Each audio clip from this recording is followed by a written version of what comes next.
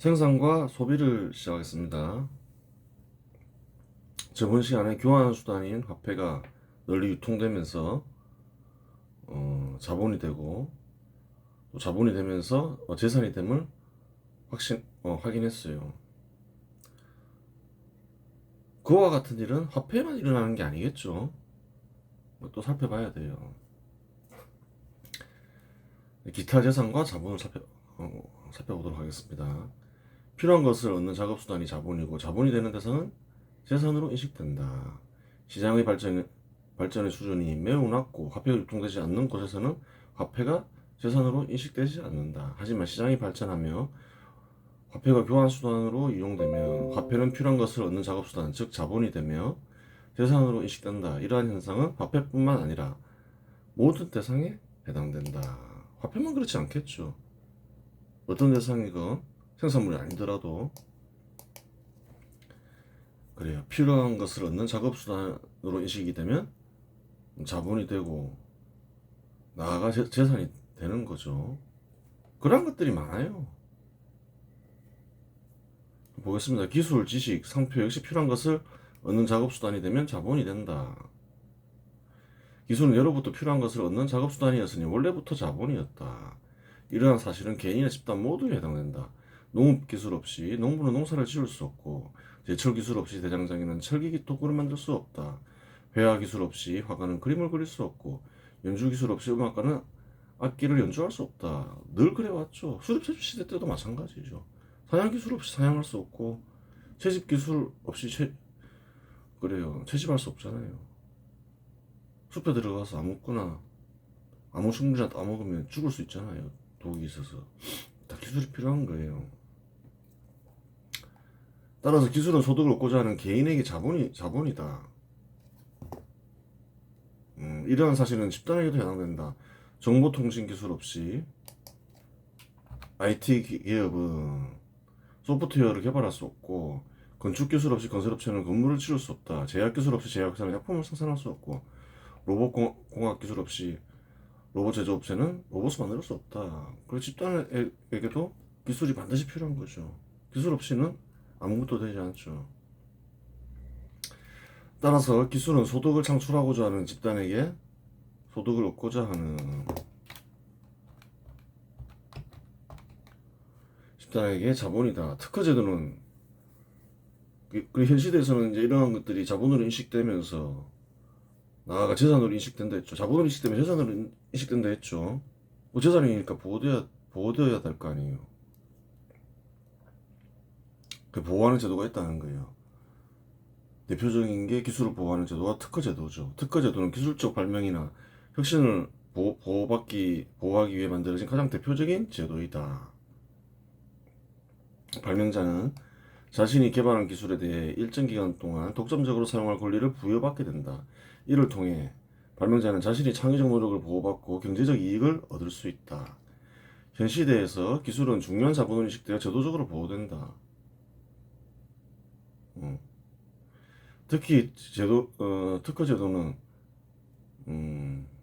그래요. 단지 한국 관에서만 적용되는 것이 아니라 국제적으로도 그 보호 범위를 확장할 수 있는 장치가 마련되어 있다. 세계 지식재산권 기구가 운영하는 WIPO가 운영하는 특허 협력 조약은 발명자가 여러 국가에서 동시에 특허를 출원할 수 있도록 도와주는 제도이다. 그래요. 이를 통해 발명자는 자신의 기술을 보다 넓은 범위에서 보호받을 수 있으며 세계 시장에서도 경쟁력을 확보할 수 있다. 그래요. 기술을 살펴봤고, 지식도 뭐 큰 차이 없겠죠. 지식은 예로부터 인간의 삶을 이끄는 원천이었으니 원래부터 중요한 자산이었다. 중요한 자본이었다. 이러한 사실은 개인이나 집단 모두에 해당된다. 의학 지식 없이 의사는 병을 치료할 수 없고, 법률 지식 없이 변호사는 법적 문제를 해결할 수 없다. 그 지식 역시 소득을 얻는 수단으로 동원되면 뭐가 되나요? 필요한 것을 얻는 작업수단이 되니 자본이 되는 거죠. 과학 지식 없이 연구자는 새로운 발견을 할 수 없고, 역사 지식 없이 학자는 과거를 해석할 수 없다. 따라서 지식은 삶을 개선하고자 하는 개인에게 자산이다. 이러한 사실은 집단에게도 해당된다. 교육학 지식 없이 학교는 학생을 제대로 가르칠 수 없고, 경영학 지식 없이 기업은 조직을 운영할 수 없다. 공학 지식 없이 제조업체는 제품을 생산할 수 없고, 경제학 지식 없이 정부는 국가 경제를 안정적으로 유지할 수 없다. 당연하죠.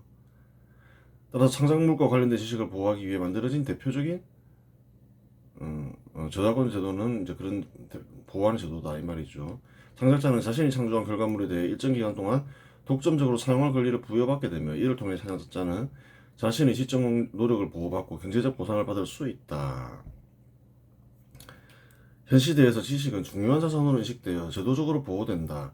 저작권 제도는 단지 한국 내에서만 적용되는 것이 아니라 국제적으로도 그 보호 범위를 확장할 수 있는 장치가 마련되어 있다. 세계 지식재산권 기구가 주관하는 베른 협약은 창작자가 여러 국가에서 자신의 저작물을 보호받을 수 있도록 돕는 제도이다. 다 세계적으로 이제 보호하는 제도가 있다는 거예요. 이를 통해 창작자는 자신의 지식을 보다 넓은 범위에서 보호받으며 세계 시장에서도 자신의 가치를 인정받을 수 있다. 지식은 개인과 집단의 발전을 이끄는 핵심 자산이기에 이를 보호하고 활용하는 제도는 현대 사회에서 필수적이다. 그래요. 세계적으로도 있고 다 국가별로도 다 있겠죠. 한국에도 다 있죠. 어느 정도 발전한 국가에서는 다 있는 거예요. 시장이 충분히 발전한 곳에서는 명예 역시 자본으로 인식된다. 이는 개인이나 사업체에 모두 해당되는 것으로, 경우에 따라 명예는 소득을 얻는 수단이 된다. 소득을 얻는 수단이 되는 명예는 상표로 실현된다. 예를 들어 의사의 명예는 환자들에게 신뢰를 주어 더 많은 진료 기회를 제공하고, 그렇죠. 변호사의 명예는 더 많은 의뢰인을 끌어들인다. 작가의 명예는 독자들에게 신뢰를 주어 더 많은 책 판매로 이어지고, 예술가의 명예는 작품의 가치를 높여 더 큰 수익을 창출한다. 이처럼 명예도 소득을 얻는 수단이 된다는 거예요. 그 명예를 얻게 되면 그 명예를 통해서 소득을 얻겠죠. 그 명예를 얻기까지는 신뢰를 쌓아야 되는 거죠. 따라서 명예는 개인의 소득을 창출하는 중요한 자본이다. 집단에게도 명예는 중요한 자본으로 작용한다. 기업의 명예는 브랜드 가치로 나타나며, 그래서 상표 가치로 나타나죠. 소비자들에게 신뢰를 주어 더 많은 제품과 서비스를 판매할 수 있게 한다. 제값을 받을 수 있게 하는 거죠. 브랜드 가치가 없는 곳은 어떤가요? 제값을 못 받죠. 사람들로부터 신뢰를 못 받죠. 의심받고, 왠지 품질이 떨어지는 것 같고, 불량품일 것 같고, 그렇잖아요. 예를 들어 명성 높은 식품 회사는 소비자들에게 안전하고 신뢰할 수 있는 이미지를 제공해 시장에서 경쟁력을 갖추게 된다. 명예로운 대학은 학생들에게 높은 교육 품질을 약속하며, 이는 더 많은 우수한 학생들을 유치하는 결과를 가져온다. 명예로운 비영리 단체는 후원자들에게 신뢰를 주어 더 많은 기부금을 받을 수 있다. 그래요. 이러한 방식으로 명예는 집단의 성과와 소득을 창출하는 자본이 된다. 명예를 보호하고 활용하기 위한 대표적인 제도가 상표권 제도이다. 그렇죠. 소득을 얻는 수단이 자본이 되면 자연히 재산이 된다 했죠. 화폐를 통해서 살펴봤죠, 저번 시간에.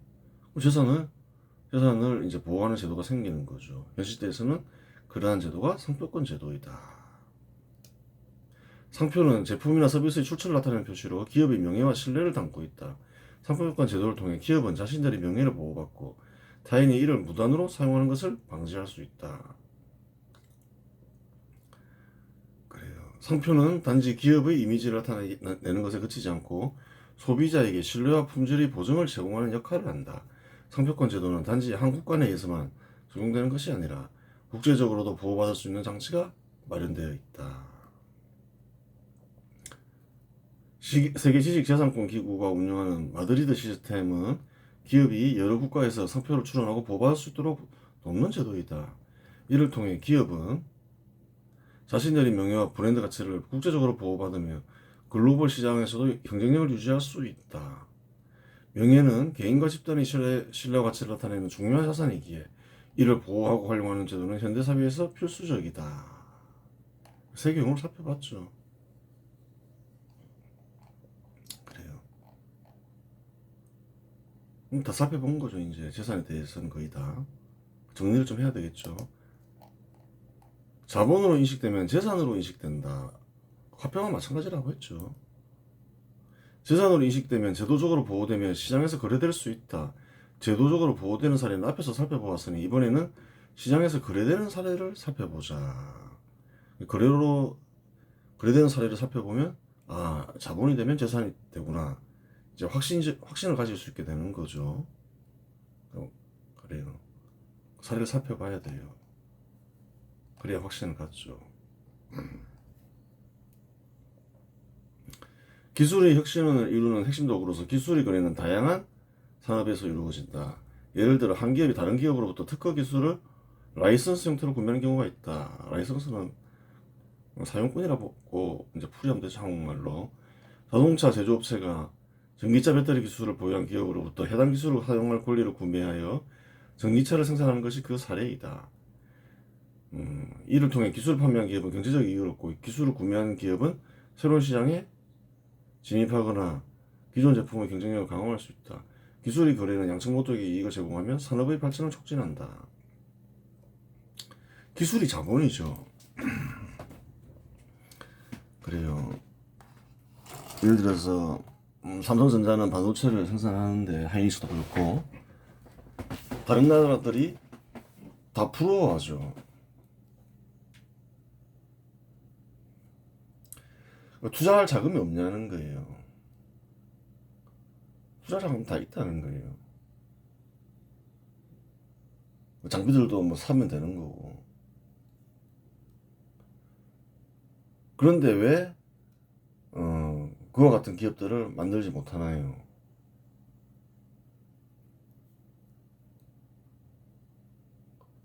그래요.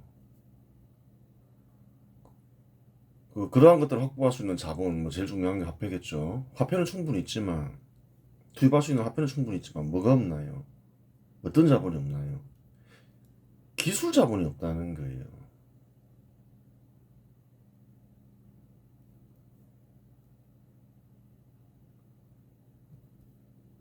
그 투입할 화폐량을 계산해 보니까 한 100조 원 정도 됐어요. 100조 원을 투자할 수 있는 나라가 없냐는 거예요. 많다는 거예요. 근데 왜 못 만드나요? 그러한 회사들이 갖고 있는 기술 자본이 없기 때문에 만들지 못하는 거예요. 기술 자본이 중요한 거죠. 그래요. 화폐 자본만 있다 해가지고 그러한 기업들을 만들 수 있는 게 아니라는 거예요.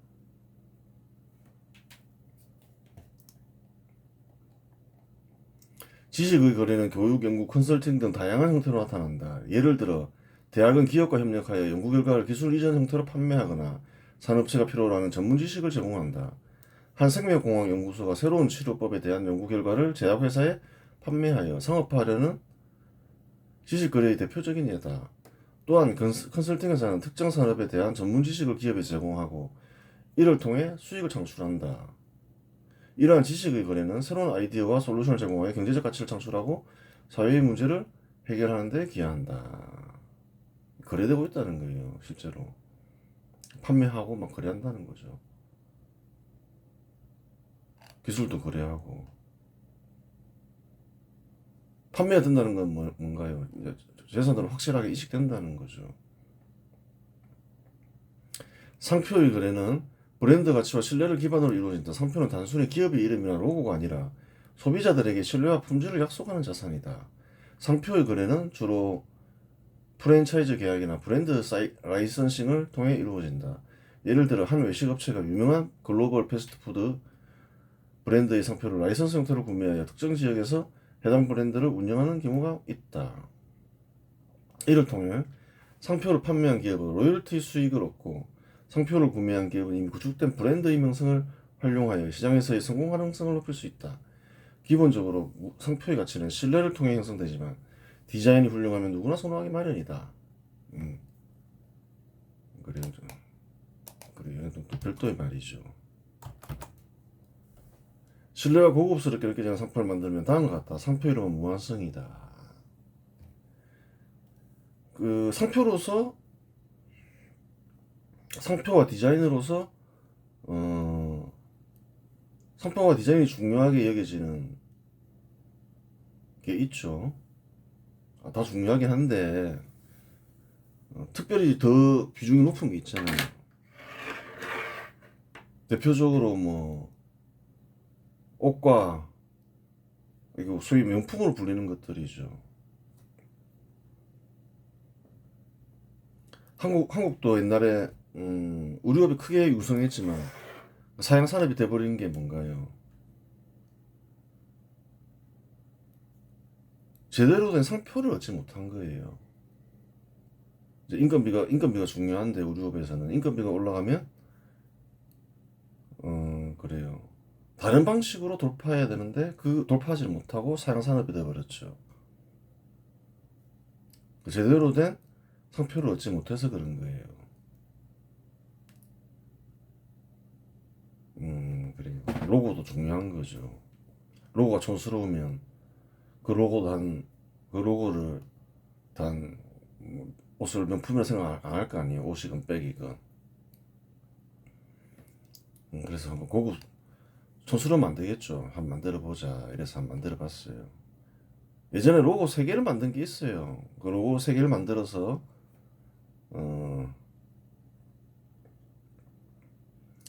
그래 그 AI를 시켜서 한번 다시 AI랑 같이 한번 만들어 본 거예요. 이거를 쓰니까 디자인을 특별히 연구하지는 않았으니까 어,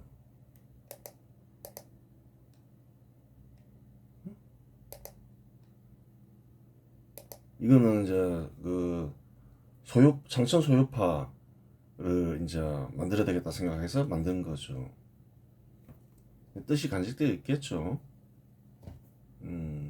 그래 생명나무를 넣은 거예요. 생명나무를 로고로 만들어 본 거예요. 그 다음에 장천을 떠올리며 만들었죠. 이거는 삼종신기를 가리키죠. 진리 검, 파멸의 빗자루, 해결의 스패너 넣어서 이렇게 만들어 본 거예요. 그리고 두 개를 합친 거죠.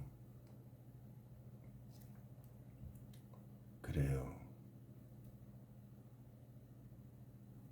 생명나무 안에 장천이 있더라.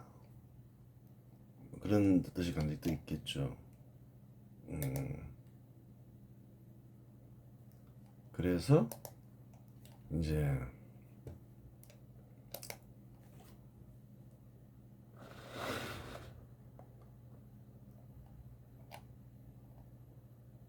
그래요. 업로드한 이미지는 상표로서 어때 보이니? 물어볼 필요가 있죠. 이거를 쓰니는 디자인을 특별히 뭐 따로 뭐 공부한 적이 없죠. 그냥 절로 떠오르는 생각을 이미지를 그냥 그려본 거예요. 로고로 한번 그래서 세 개의 로고를 한번 평가받아 보자.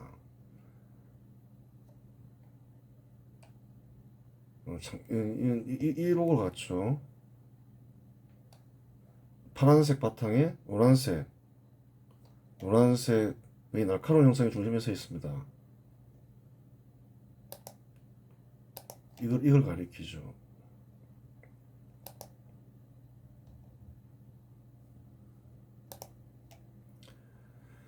상표로서의 가능성, 색상 대비가 뛰어나고 시각적으로 눈에 띄는 디자인입니다. 뛰어나다죠. 그래요.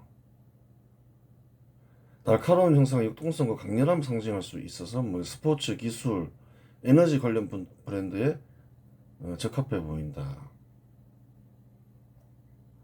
다만 구체적인 의미가 부족할 경우 상표로서의 정체성이 약해질 수 있다. 간직된 뜻을 파악을 못한 거죠. 하여튼 이 세 가지 정도에 딱 봤을 때는 그렇게 어울린다. 그다음 창에 첫 번째 이미지와 유사하지만 중심에 작은 심볼이 추가되어 있다. 이거를 가리킨다는 사실을 알 수 있죠. 심볼.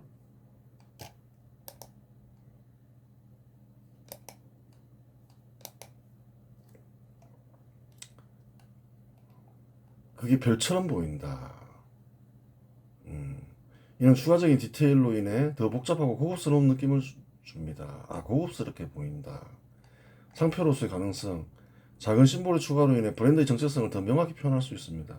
중심 심볼은 신뢰와 품질을 상징하는 느낌을 줄 수 있어 고급 브랜드나 기술 관련 브랜드에 적합할 수 있다. 고급스럽게 보인다. 세련돼 보인다 이 말이죠. 또 기술 관련. 다만 지나치게 복잡해지면 이식성이 떨어질 가능성이 있으므로 간결함을 유지하는 것이 중요합니다. 로고상, 디자인 특징, 검은색 바탕에 노란색으로 복잡한 기하학적 요소가 결합된 형태입니다. 이걸 가리키죠.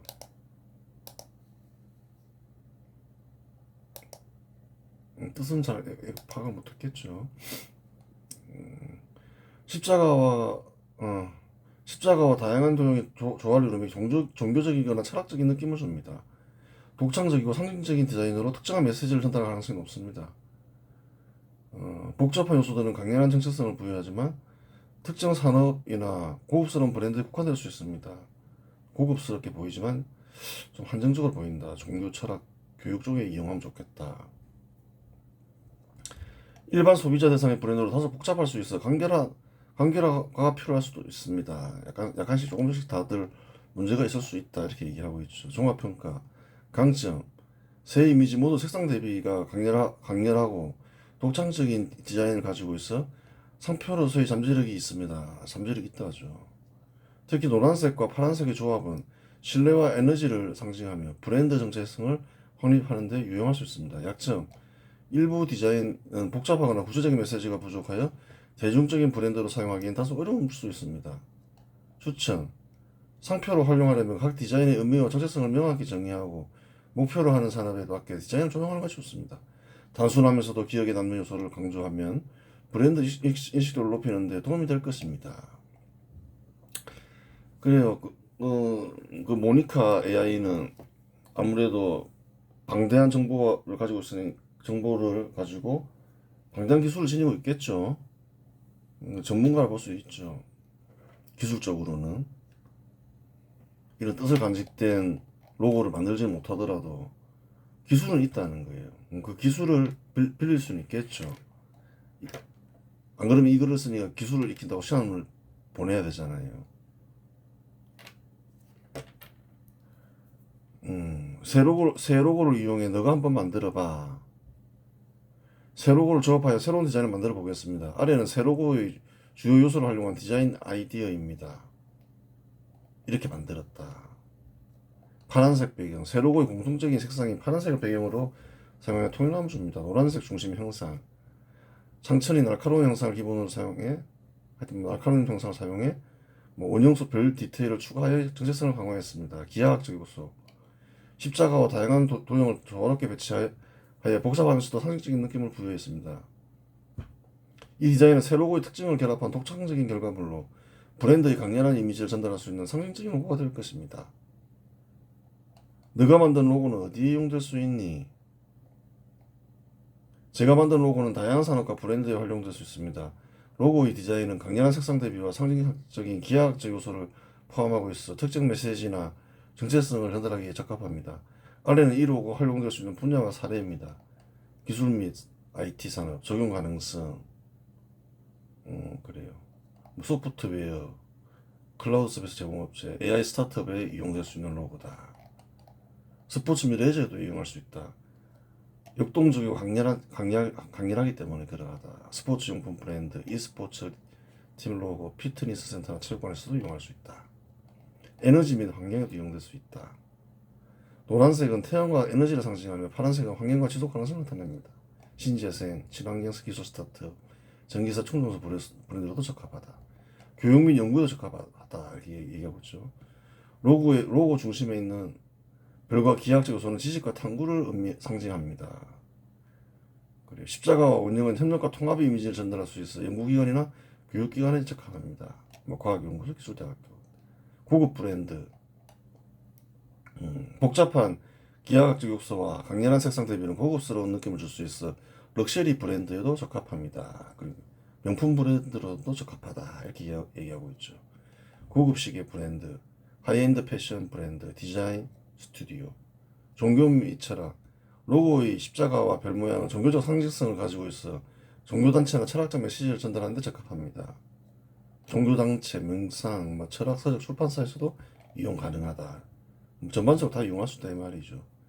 이 로고는 다목적적이고 상징성이 강한 디자인으로 다양한 산업에서 활용할 수 있습니다.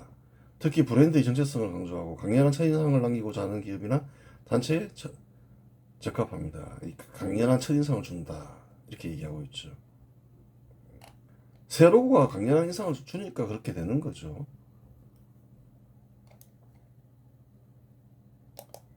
네가 만든 로고 이름은 제가 만든 로고 이름은 인피니티 스타입니다.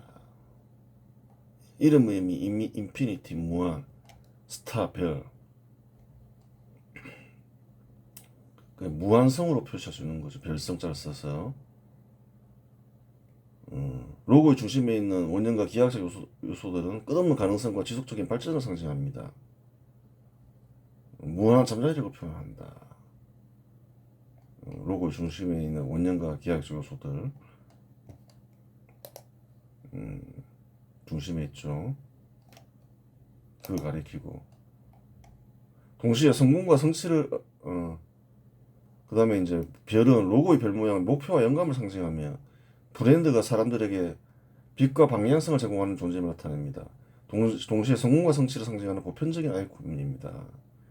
이름의 활용 인피니트 스타는 브랜드의 정체성을 강화하는 데 사용될 수 있으며 혁신적이고 미래지향적인 이미지를 전달합니다. 한국말로 간단히 표현하면 무한의 별입니다.